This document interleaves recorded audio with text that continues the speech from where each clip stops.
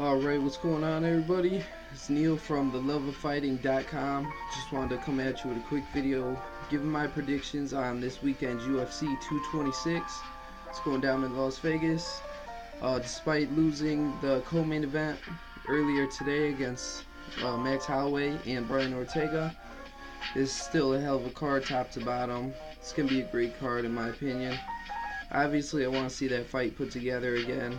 That was the fight I was looking forward to the most on this card. But either way, it's a great card, worth watching, worth buying.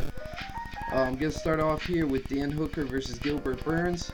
This is on UFC Fight Pass, so make sure you guys go sign up for UFC Fight Pass. At least get that 1 week free trial. I'm gonna go with Dan Hooker in this one. He's been on fire his last couple of fights, finishing fights. And I believe he can get the finish Saturday night. Next fight, Curtis Millender versus Max Griffin. I feel a lot of people are sleeping on Max Griffin. He had a hell of a performance his last time out against Mike Perry. I was actually there live for that fight. Nobody was expecting that, and I feel like he's shown a lot of improvement lately. But he's not yet getting the credit he deserves. He's not really getting a lot of attention. No, he's not a loudmouth. He doesn't go calling people out. But I do think that he will show up Saturday night and get that W. Next fight here, Lando Veneta versus Drakkar Klose. This is actually a close fight. It's really hard to pick a winner for this one. It's going to be a hell of a fight. I feel like a lot of people are sleeping on this fight. But I do pick Lando Veneta to win. I can't call how he's going to win, to be honest. Like I said, I believe it's going to be a close fight. Could go either way. But if I had to pick, I would pick Lando Veneta in this one. The next fight, Rafael Assunção, probably said his name wrong, versus Rob Font. This is a fight, honestly, I'm not paying a lot of attention to, just because neither guy is really sticking out to me. I'm picking Rob Font to win in this one, but honestly, it could go either way. The next fight here, Uriah Hall versus Paulo Costa. Now, Uriah Hall, obviously a legend in the UFC, but Paulo Costa, he's been very impressive, undefeated ever since he joined the UFC. A lot of people saying he's overrated because his last fight was against the washed-up Johnny Hendricks.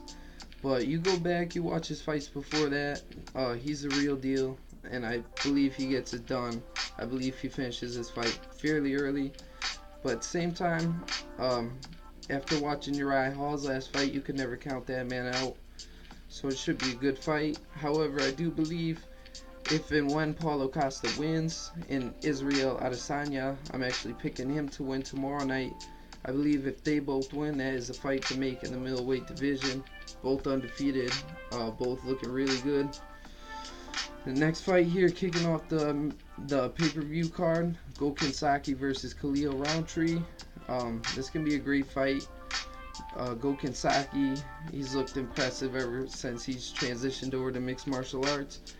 But I believe Khalil Roundtree is the hungrier, younger fighter, and I feel like he really wants to make a statement in this fight, especially seeing how it's on pay-per-view on this big card. He knows all the eyes are going to be on him, and I feel like he goes out there and makes a statement on Saturday night. Next fight, this one was supposed to happen a couple months ago. Michael Chiesa versus Anthony Pettis.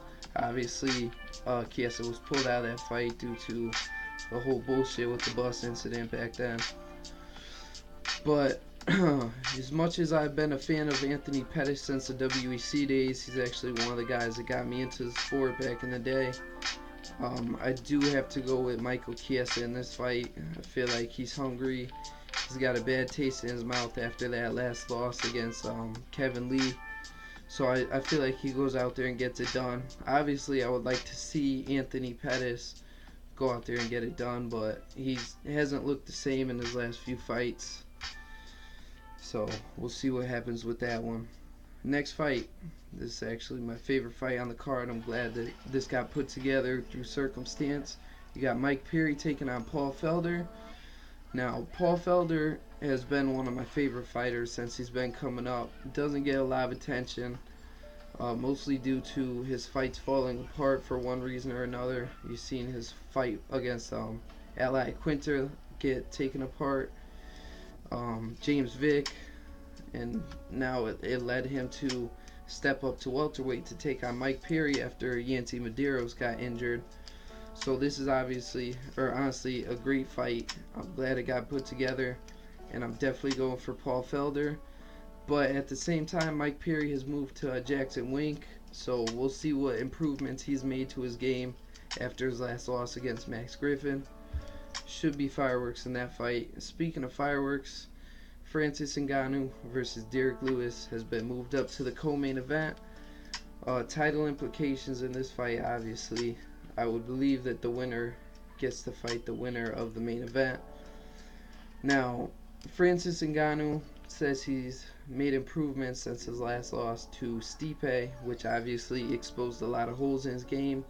But at the same time, Derek Lewis is not a wrestler. The holes in his game that Francis showed was his wrestling against Stipe. But Derek Lewis is a knockout artist also, and this can be a banger here. I do not believe there will be a lot of wrestling, but it's MMA, so you never know. I'm going with Derek Lewis in this fight.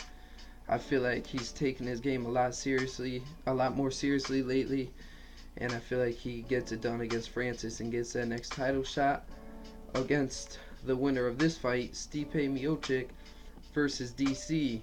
Now, DC, you could never underestimate. Obviously, he's fought at heavyweight, undefeated at heavyweight, undefeated in his career except for John Jones. We know how that went, but Stipe, at the same time, Stipe always got that chip on his shoulder.